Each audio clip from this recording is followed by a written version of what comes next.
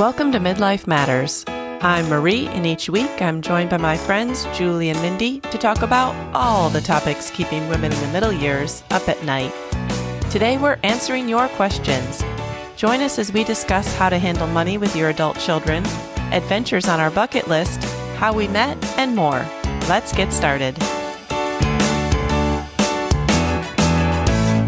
Listeners, today we're answering your questions. We put out a call on Instagram for what you'd like to know, and we're going to get through as many of these as we can in this episode, but keep them coming because we will answer the rest in future episodes.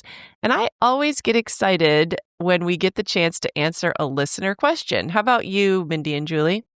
Yeah, it's very helpful to have a direction. I mean, because how long have we been going now? And Like so 6 any years? topic, we're like, yeah, we've talked about that. So what different niche, segment of that conversation have we not had yet? Yeah. Because in 6 years, all our lives have changed drastically. So it can be a fresh topic again in some ways. Absolutely. Yeah, super helpful. And it's really nice to kind of have, a pulse point on what people want to listen to and hear, talk about, all of that fun stuff. Yes. Mhm.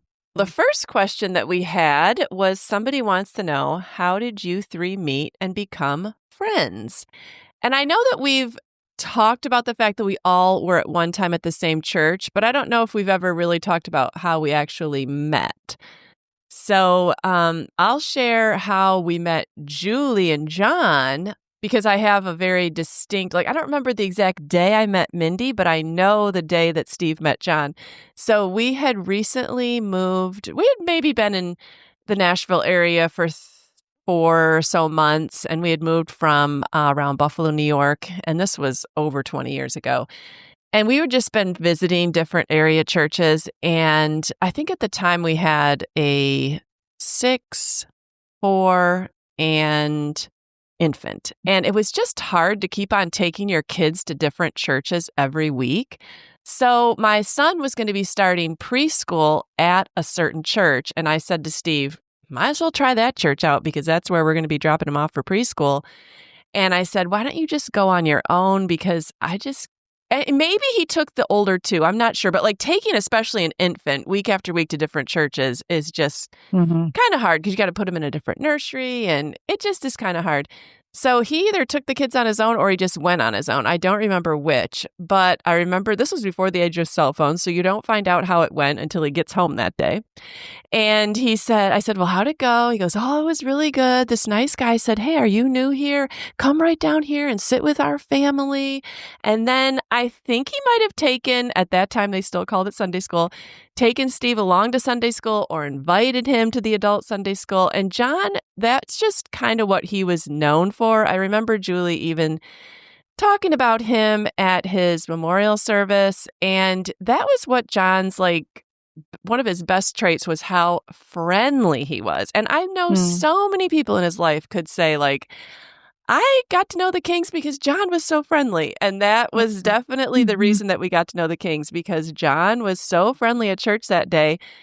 And I guess I say that too, because if you are trying to attract newcomers to your church, put someone like John out there, be friendly. You don't know how much of a difference that makes when someone speaks to you and asks you to sit with them. I mean, that just blows your mind. Yeah, I guess I don't remember that, which explains some things because when I remember meeting you, Marie, I remember the hallway. I remember Isaac was in a little umbrella stroller. Oh, and I just have that vivid picture. And John had said, hey, there's somebody I want you to meet. So it's funny. He had already met you. And he was like, I want you to meet Marie, and because your kids you had a girl and 2 boys. Right. They were a little younger than our kids, but kind of the same spacing and everything. And so I specifically remember the first time I met you. And then we just started going to class together and we lived within about 5 minutes of each other, so Mhm. Yeah, we went yeah, on a lot of yeah. vacations together, so, yeah, that's how I met Julie, and that's interesting that you remember. It's funny how I really don't even remember the first time I met Julie, I mostly remember when Steve met John, but I Yeah. know I met Yeah. you shortly thereafter. Yeah. Yeah, I think it was a Wednesday night too. I was gonna say, I think it might have been a Wednesday night. I probably took my older kids, and then I was probably Uh-huh. hanging out wondering what I should Yeah. do with Isaac. Yeah. Oh my goodness. Yeah. So, do you remember the first time you met Julie, Mindy? No, I'm just gonna say those are the blur years. It's all a blur. When we moved to Nashville, we were coming out of Atlanta.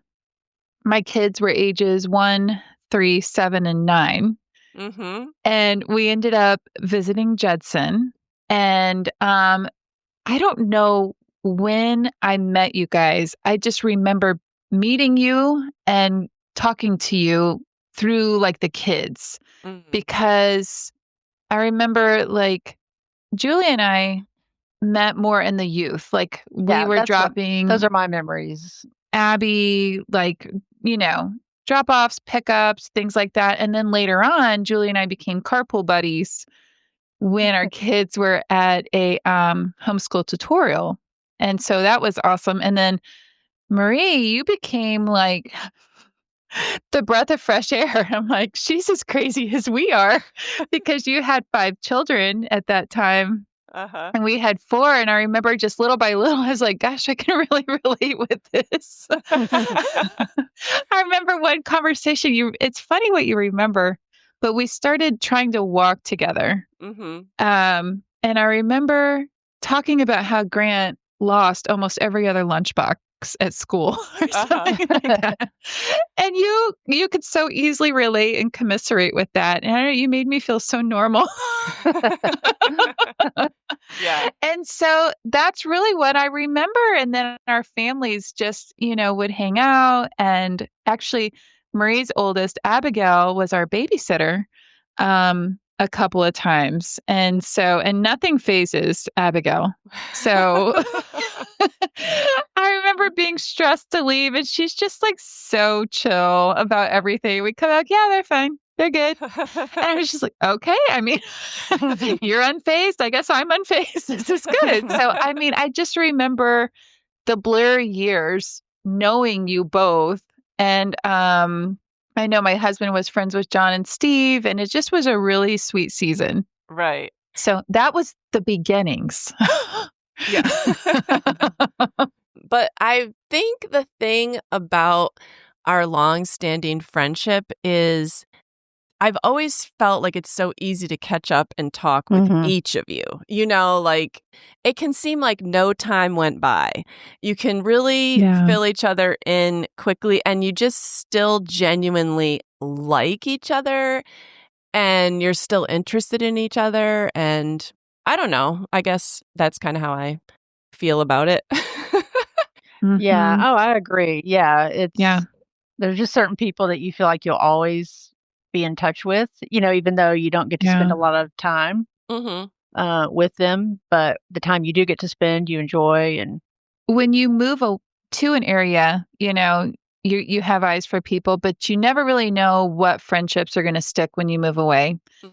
I mean, I've learned over my lifetime that you don't know that until it happens. And a lot of times, the people that stick, you don't know that that's who your people are going to be that you stay in contact with. And most of my life, we didn't have social media to stay in contact. And so, ironically, though, when we moved away from Nashville, I mean, I don't know how close the 3 of us would have been had Marie not been the mastermind and, talked Julie and I into Mhm. this amazing hobby now that the 3 of us have been going strong at for almost 6 years. And, what a gift. It's just been a joy over the past almost 6 years to have this opportunity because it's a unique friendship. We meet once a week over Skype. We get Mhm. to see each other's faces and I know we're praying for one another and we're friends, but it's Mhm. a really unique situation. And I love that our friendship has now grown into something more and different. And it has kept us connected through the years. Yeah, I'm so thankful for the podcast because it's a great catalyst for that. If Mhm. anybody Yeah. wants to maintain a long-term friendship, I recommend Starting a podcast listening to together. podcasts. Yeah. Yeah. All right, let's see what the next question was. How do you handle money with your adult children, like vacations, dinners, etc.?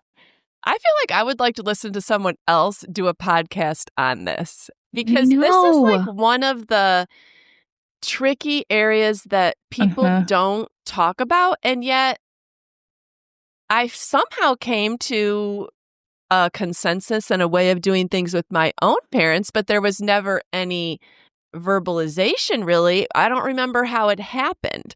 And so then it's really hard to implement with your own adult kids. But I totally get why she's asking the question. It's a tricky question too because there's so many factors. I mean, Right. the relationship you had with your own parents, what was modeled, what your own natural bents and tendencies, and I don't know, there's just a lot of factors. And I think communication is probably the most important thing to determine how this is going to be. But Mhm. I know that John wanted to do a lot for our kids, kind of thinking of it like a living inheritance instead of, Right. I mean, I know people who are my age that still have their parents and, they'll get an inheritance, but they're already established. Like, and it will be a very nice thing. It'll be a nice bonus, Mhm. but it can be life changing when you can do things for your kids when they really need it. Mhm. Um, and so I just had a conversation this past week with a good friend, and we talked about this a lot, not even knowing that this was going to be a question, but just how their parents had done for them, and not in loaning money, paying bills, supporting. Just she used the phrase allowing them to have margin in their life, and I Mm. really thought that was a great way to put it. Mhm. Um, it's not anything you're obligated to do or feel like you have to do, but you just want to do sometimes. And so I don't know, with eating out, I like to treat my kids. I don't ever want them to say, I can't go with you, mom, because it's not in our budget, you know. So Right. Mhm. now we're also not going to, five-star restaurants. Mhm. you know, as far as vacations, John wanted to have a host a family vacation every year because he felt like this was a surefire way to get everybody together at least once a year because we have some family that doesn't live here. And that's kind of easy to do right now because of the size of our family. That may not always stay that way, like Mhm. to just say we're going to rent a house and who can come. And, and give them some skin in the game, like, hey, could you help with meals? Like, or your dinners are on your own, like whatever I think communication is the key, just to let them know what is expected of them. Give it to them in advance and let them decide if they can do that. And that's just always worked for us. Mhm. Yeah, I think it's communication is key, and also it can feel like the most awkward conversation. Mhm. So it's like, Bryce and I have talked before events like, okay, so if we're the ones doing the inviting, then we are planning to pay.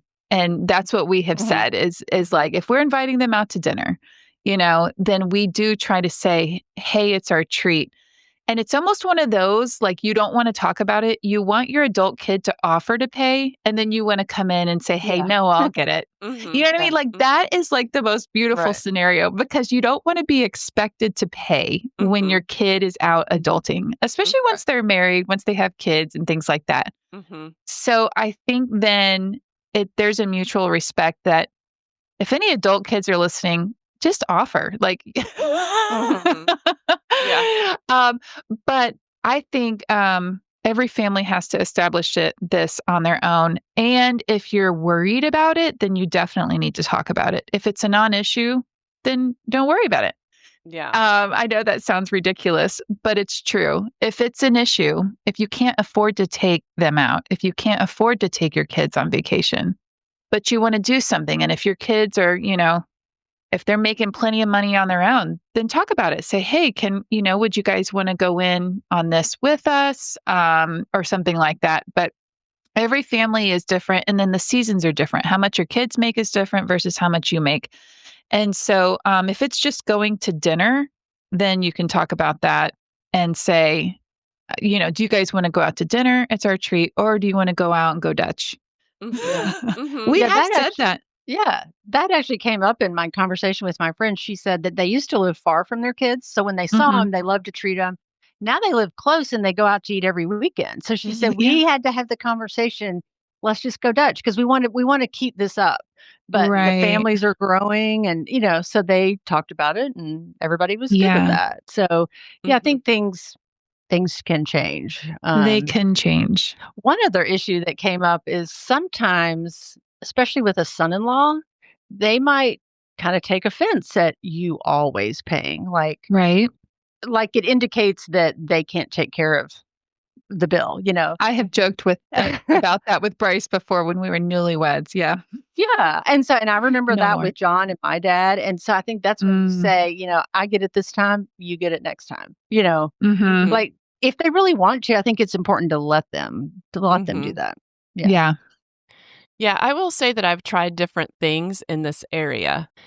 And so sometimes it's a trial and error thing where you're like not really sure. So when Abigail and Nick had been married, I don't know, a year or two, I think I said, I kind of wanted to establish the fact that we could go on vacation together kind of as couples, like as friends. Like maybe we could go on as friends and not as parent child.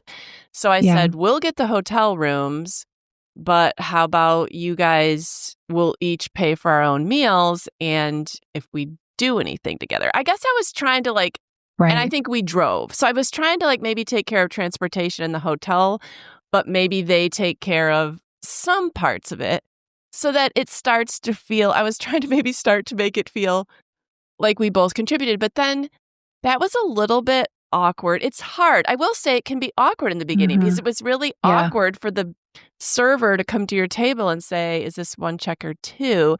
And then in that moment, my instinct is like, oh, I know I said it was going to be two, but it's not like we Yeah. can't all pay for it. I'm only trying to set a precedent here. So you don't, it can be trial and error.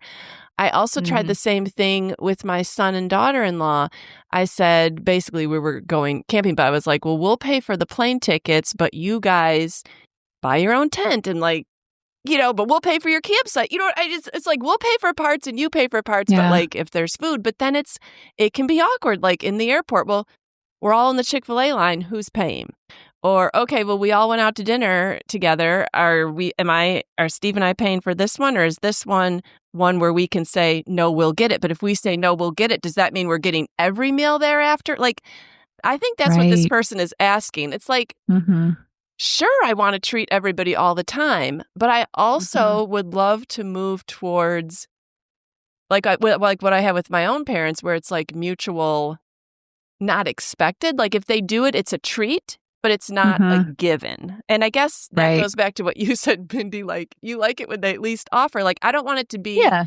well, I'm with my parents, so they always pay. I don't even have to think about it. It could just be like, Right. no, I respect my parents and I understand that this is a treat for them to do Yeah. this for me. I don't know. It could be hard. It could be Yeah, and they trial and usually error. do. They're always like, "Mom, you Yeah. don't need to do that." And it's like, "No, I want to." So Yeah. right now Right. it's good.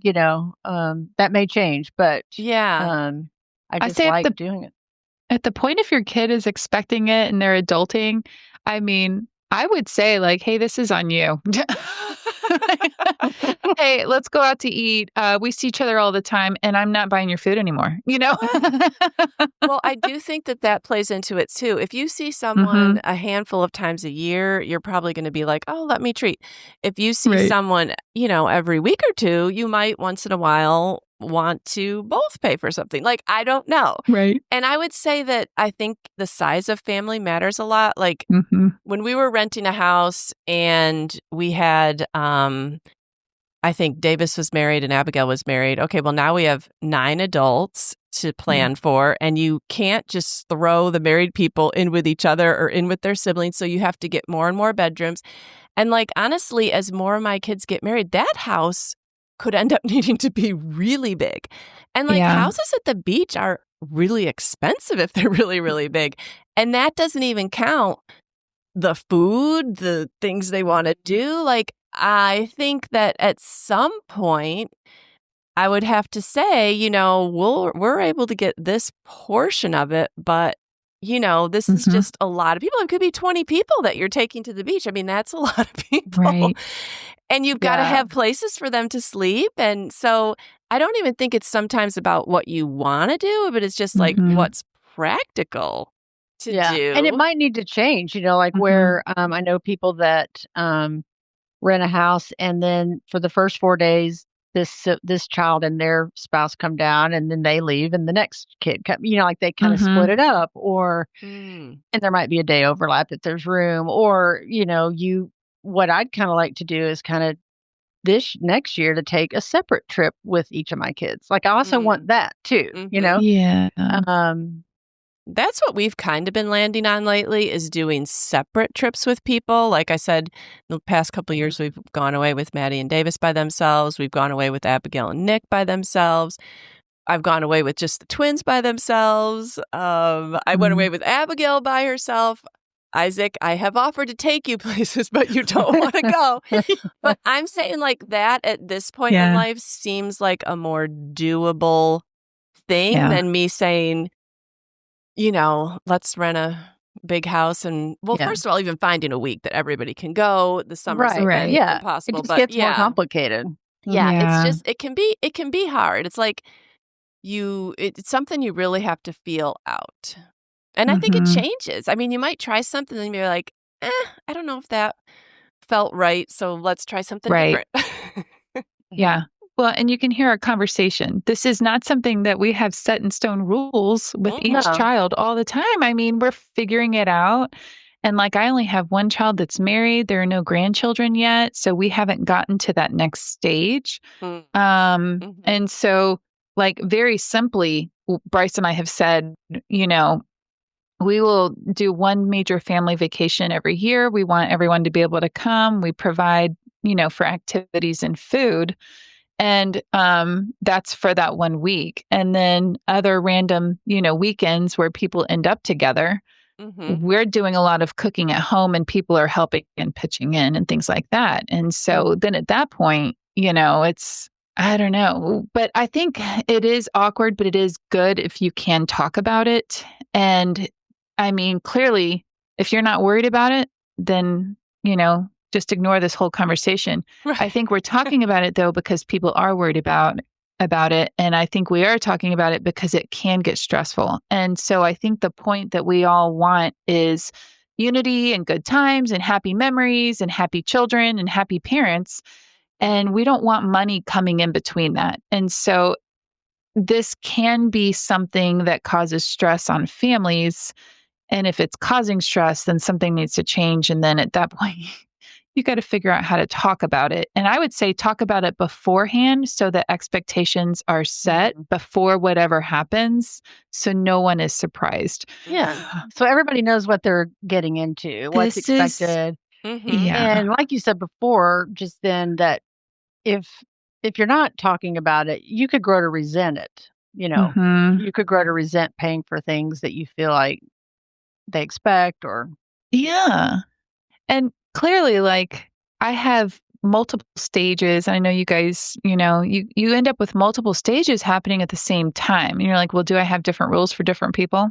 Yeah, I do. Oh, and then they might notice those differences. And I say, congratulations, you're an adult.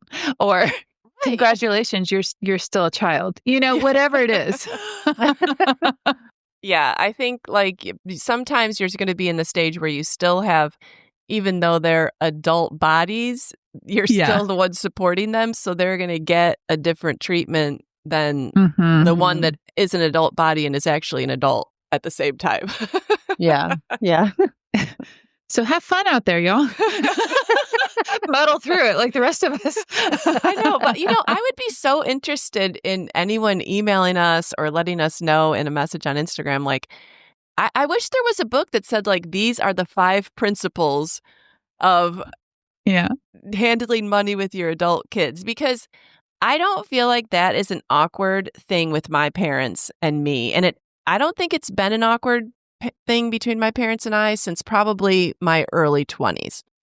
Like when my brother and my parents go away every Thanksgiving, they each just split the condo fee. and they split everything, and that's just totally how they do it, and there's not one bit of resentment. And if my parents decide to take them all out to dinner, that's totally fine. But like, also, I love that from a sibling perspective, because it's not like my brother gets a free vacation every Thanksgiving while they go away with him and then we stay behind. Like, it comes on both sides. It doesn't create any resentment on the sibling side either. So sometimes you have to be thinking about that. Like, there's a lot of dynamics. And I know that, Right. as you get older, it's kind of good to have those conversations and just feel things out. There's going to be things that work and things that don't. And, you do trial and error.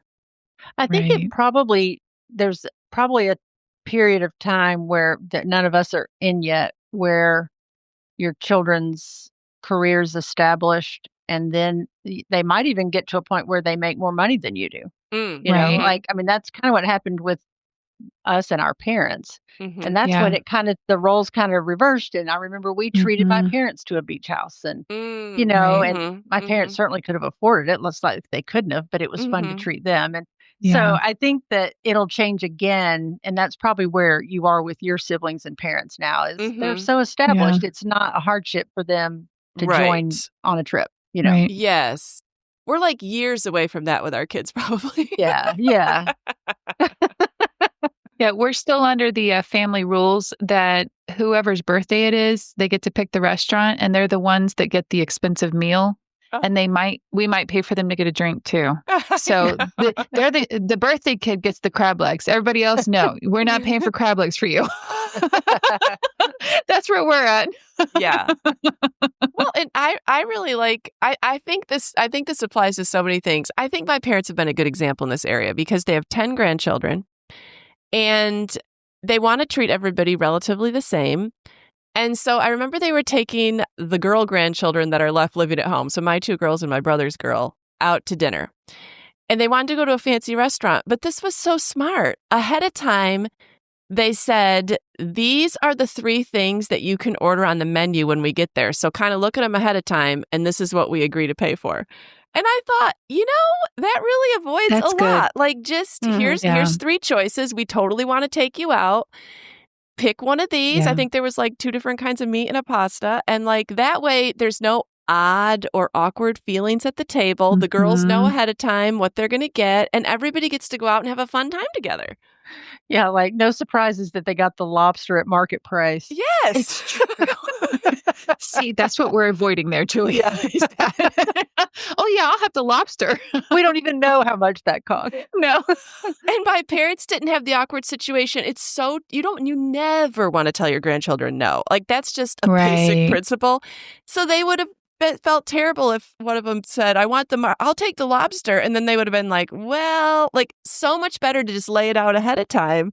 And there's none of that awkwardness.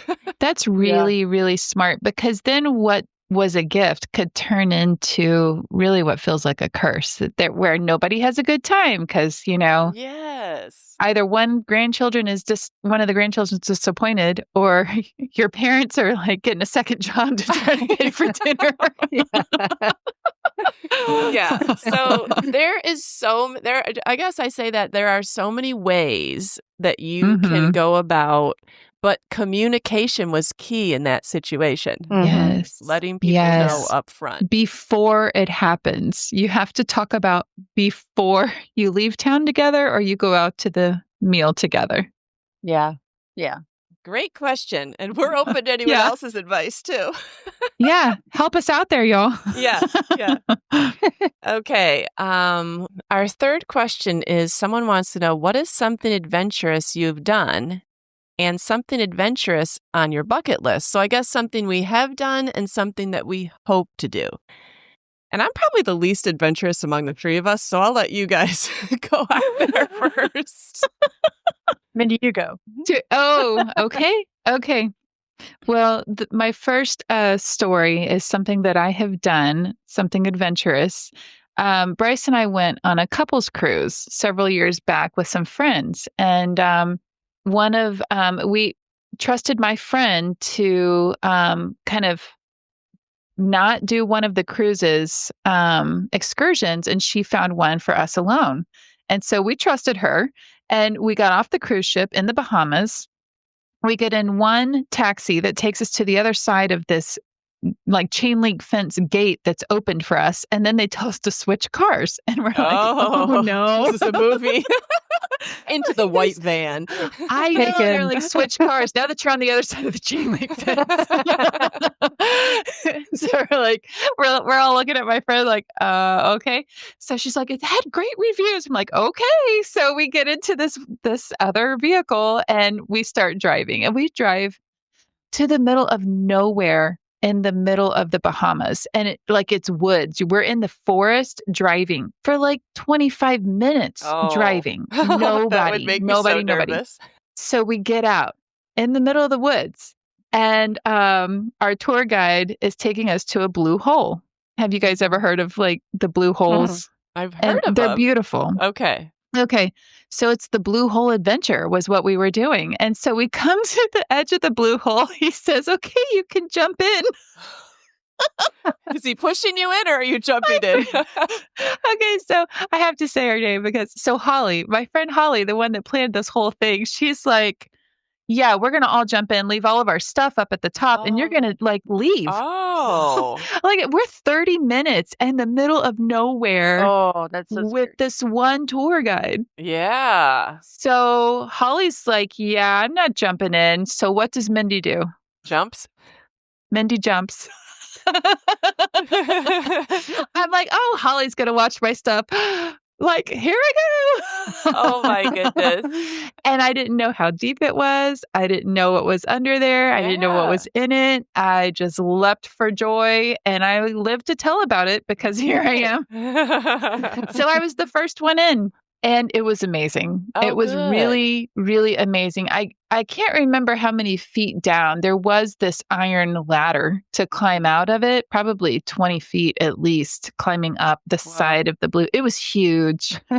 And we spent time in the middle of the blue hole, and it became one of our favorite adventures. Eventually, everyone else did get in, and we had a wonderful adventure. But honestly, looking back, it's one of those things, I'm like, should I have done that? Right. Should I just jump into the blue hole, not knowing, if how I'll touch deep it bottom or is not? anything? Yeah. So that was that's brave, Mindy. I'll say, I'm going to put that in the brave category. Yeah.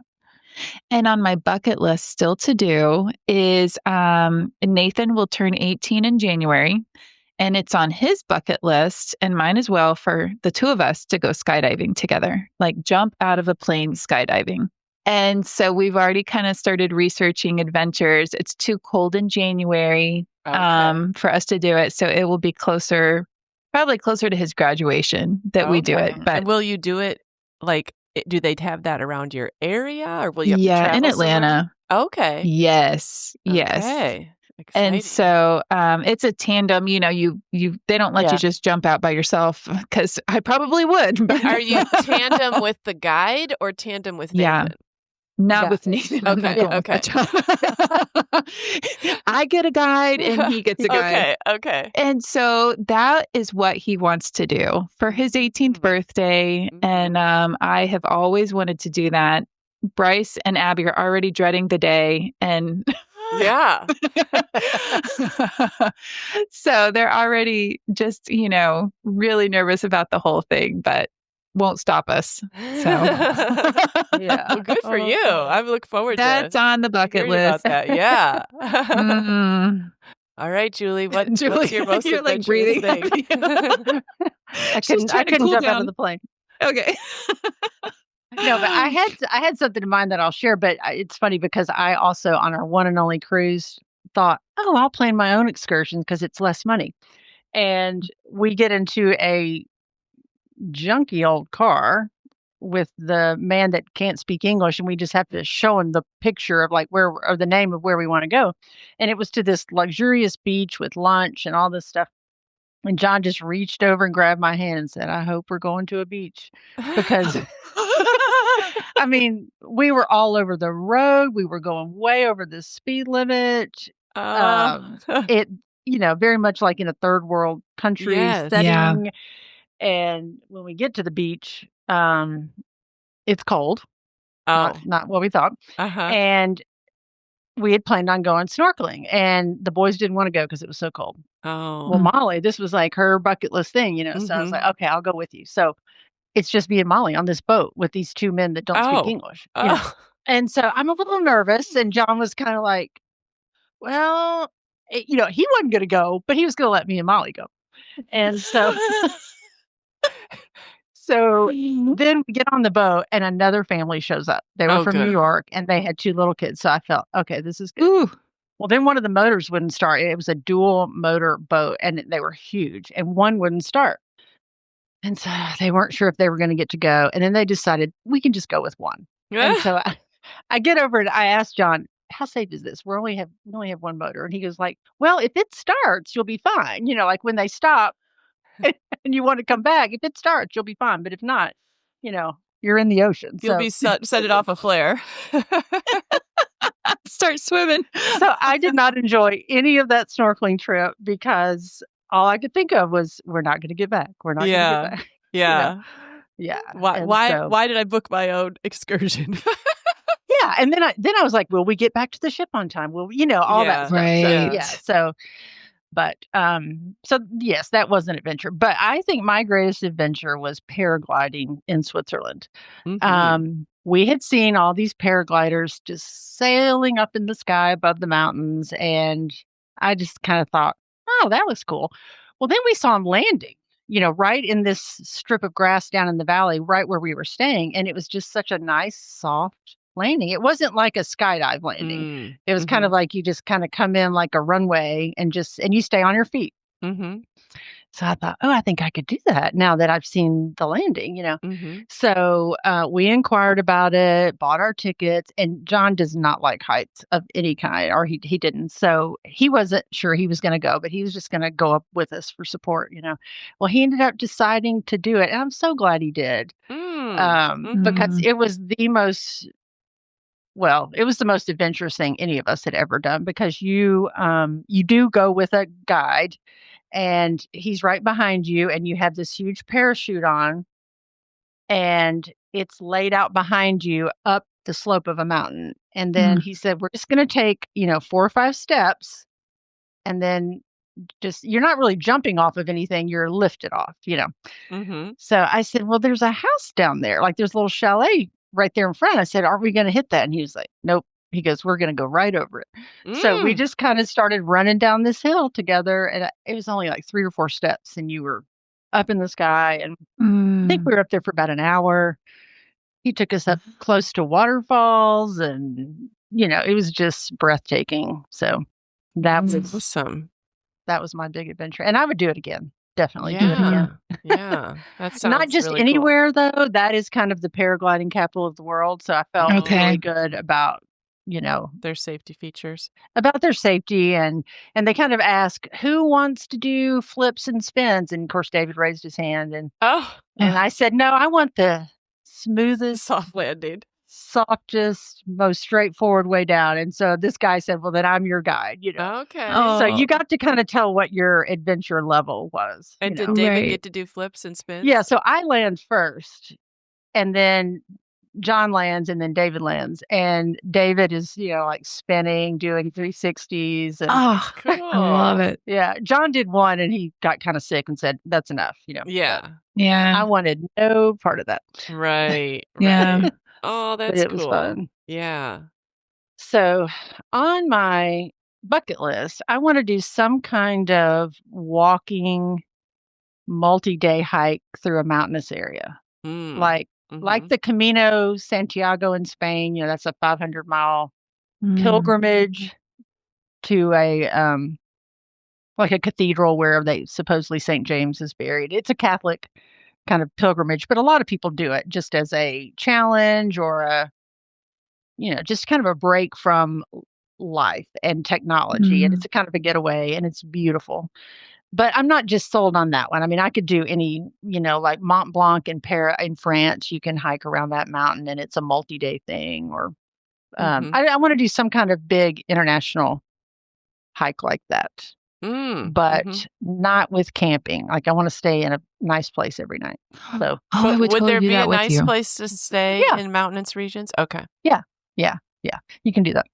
Okay. Yeah. So, That yeah. sounds good. All right. I'm just not that adventurous. Like, adventure for me is being uncomfortable. Doing something where I might not like my bed and I might not like the food and like, Indoor plumbing? yes. So like it was very adventurous of me to go camping last summer and sleep in a tent for 4 or 5 nights. Like that was extremely adventurous for me to have to sleep in a sleeping bag and get up in the dark in the middle of the night and walk to the bathhouse. And like, that's very adventurous for me. It was very adventurous for me just to fly with my daughter and I to Europe this summer because Steve's always the one that takes care of all the details. I'm like those memes where the woman is just along for the ride. I don't pay attention to what flight we're on, where we're supposed to be going. I'm pulling my suitcase and he's leading the way. And so that was adventurous for me to like be in charge of switching planes and where are we going to stay and how are we going to get from the airport to the hotels? And like, that was adventurous for me. It was adventurous for me to go and work as a kitchen person at my girls' camp this summer. Like, I didn't know exactly what my sleeping arrangements were going to be. And I didn't know if I would, if I would like it. And like anything that takes me out of my comfort zone is considered adventurous for me. So I don't know that I will ever do anything like skydiving or that would go in the category of, wow, she's so adventurous. If I can show you some nice accommodations on these mountainous hikes, you want to consider it? Yes, I could consider. I was down for that once you said that too, actually. Yeah, I don't know. And then even bucket list, I don't usually have anything on my bucket list unless somebody does it and tells me how great it was. And I think, oh, well, maybe I would like to do that. But I don't think of bucket list items on my own. I don't have a bucket list. It kind of just comes up like, okay, well, now I know I want to do this. I'll do this next. Right. Yeah. I don't have a long list. I don't have a big, long list. No. Yeah. Yeah, I don't have anything that I don't have to skydive. And it's funny that Nathan picked it up. And then I was like, yeah, I definitely actually want to do that. And now that I have somebody else to do it with, now it's on. Yeah. These were some really great questions. And anytime you guys have a question or an idea, we love to hear from you. Come and find us on Instagram at Midlife Matters Podcast, or you can email us at midlifematterspodcast@gmail.com. But before we go, we want to do I'm a Fan. All right, Julie, what are you a fan of this week?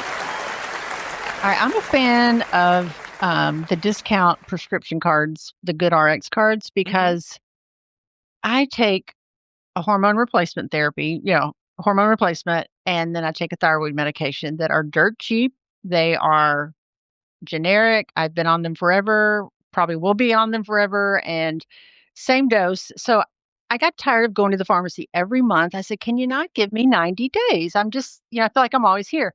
Right. And she said, oh, unfortunately, your insurance won't pay for 90 days, which is ridiculous because these aren't going to change, Yeah. So she said, well, let's just run them through our Good RX and see if how much they'd be. And I thought, oh, okay, you can do that, but why would I not use my insurance? That just didn't make sense to me, So those prescriptions were almost cheaper for 90 days than they were for 30 through Good RX. Yes. I think I paid for 2 different prescriptions for 90 days each, like $20. And I was paying close to 10 each for every 30 days, So that would just really surprise me. And I'm a pharmacist, but I've not worked retail in over 35 years. And I just really worked retail in school. So none of this really applied back then. So I asked the pharmacist, I said, tell me how this works. And she said, I have no idea. Oh, wow. Like there's just no good explanation. She goes, this is just our in-house prescription discount. That's all she could say about it because it just doesn't make sense, Yeah. why the price just can't be the price, you know? I just Mhm. used that yesterday, Julie. So I have a prescription that every 30 days is $59.45 or something, some odd little number. But if they run it through GoodRx, I can get 90 days for $119. So it's Yeah. basically I get a month free. Yeah. And I don't know why, and they don't know why, but my insurance will only let me fill it every 3 days. But if I can get 90 days and I get a month free if I run it through GoodRx. So, Yeah. I mean, we had used it when John was getting some really expensive drugs. So it just never entered mhm. my mind to use it for some cheap little $10 Right. prescription, but it still saved me money. And most of all, I just like that I can get 90 days. Yeah. Yeah. Because the pharmacist of the three of us doesn't like to go to the pharmacy. No. Well, 30 days just comes around No, quickly. it's so fast. It does. Yeah. Well, good for you. That's great. All right, Mindy, what are you a fan of this week? I'm a fan of something I was a fan of a couple of years ago, but this is just the newer version, I guess. They are bra inserts. Oh, yeah. So, you remember me talking about Uh-huh. this. Yeah. So, I have been on the lookout, and Julie, you've even asked me if I have like a go-to good sports bra.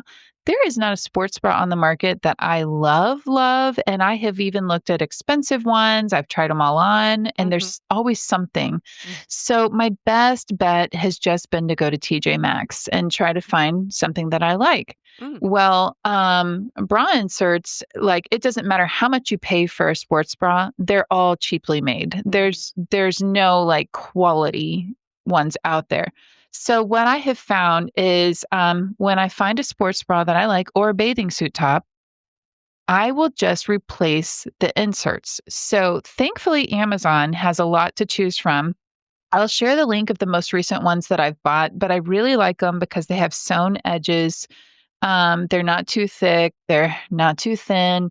There's no weird padding in different places, to give you a push up. I'm like, I just need a bra insert. Mhm. Yeah. And they even have some different sizes. And so these are the Sir Michael bra inserts. It comes with 4 pairs, and that's for $12.99.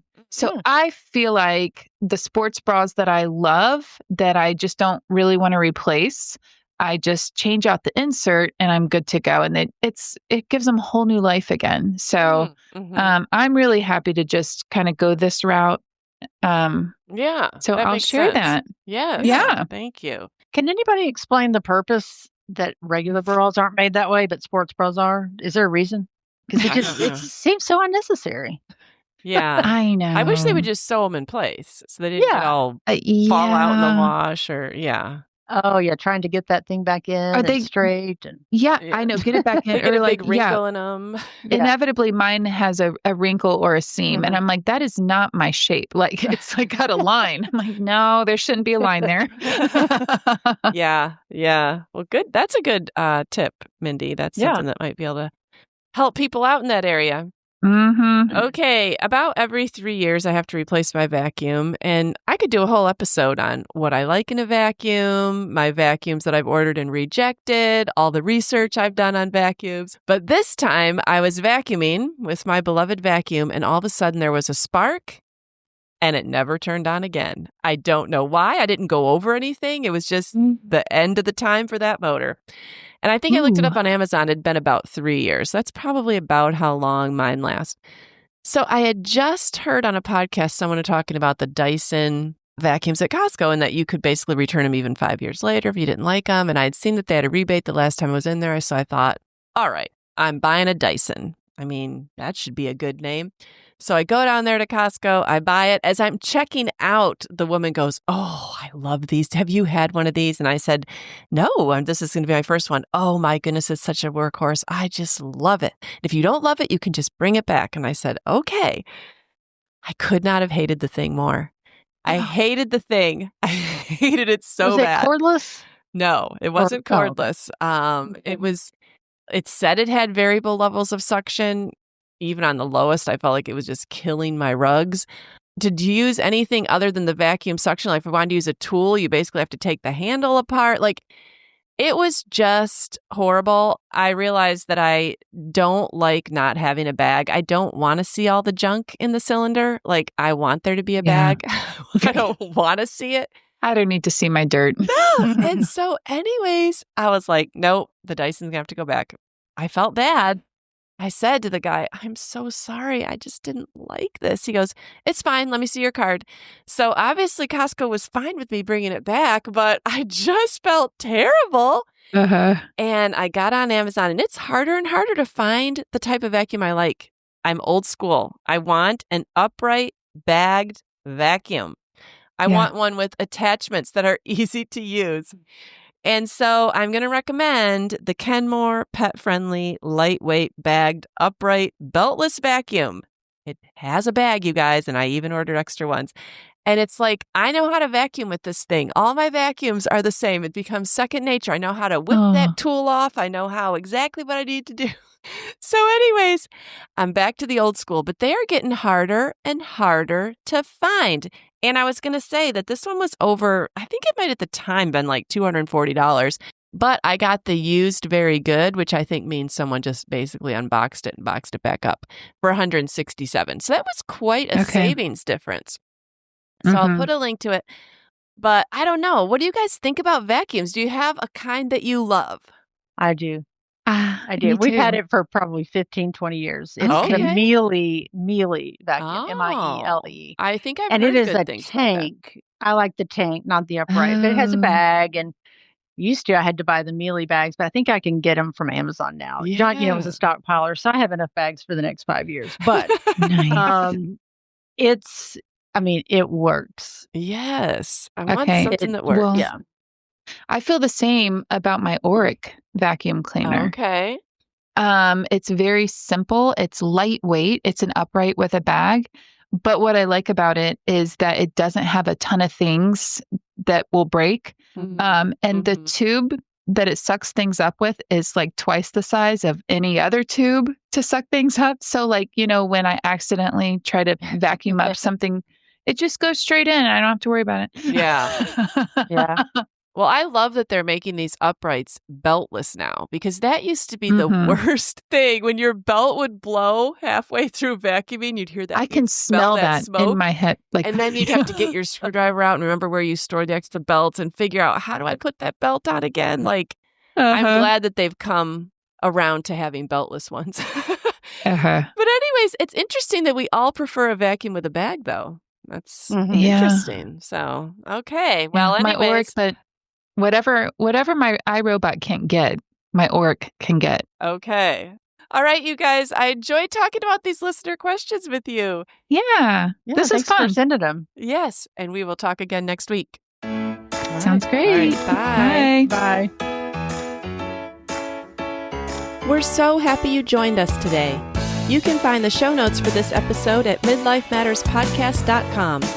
Also, please tell a friend about the show and help them hit the free subscribe button on their favorite podcast app. Be sure to follow us on Instagram at Midlife Matters Podcast. That's where we post pictures and stories about all the things we talk about in each episode. Thanks for listening, and we'll see you next week.